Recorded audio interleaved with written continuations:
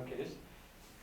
E dot stored is m times c times dt by dt, full derivative, because this is a zero-dimensional problem. There is no function on space.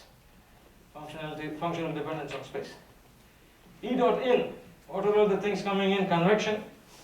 So h, surface area, T infinity minus T.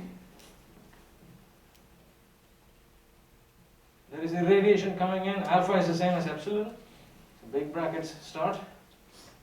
So plus epsilon sigma T surrounding to the power 4. Alpha is the same as epsilon. G irradiation is surface emissivity times the Stefan-Boltzmann constant times T surrounding to the power 4 minus epsilon sigma As T of T to the power 4. These are all things that are going out.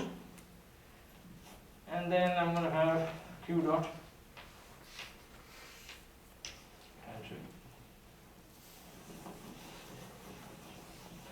Very last minute. I'm going to rearrange this. This is a first order ODE, but it's non-linear because I have T to the power 4. Cannot solve this easily. So MC dt by dt plus sigma epsilon T to the power 4 plus h a suffix s T. This is sigma epsilon T surrounding to the power 4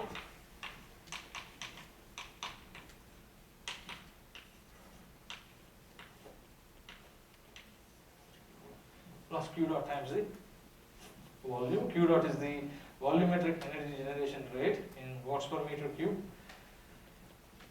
And so this is the most general form of zero-dimensional transient conduction, and what we are going to do in the next class is we'll come and say, okay, hey, if I neglect convection, if I neglect heat generation, what's the solution? If I neglect radiation, if I neglect heat generation, what's the solution? We've already seen it. And I'm going to do this in the sense of a problem. Okay, thank you.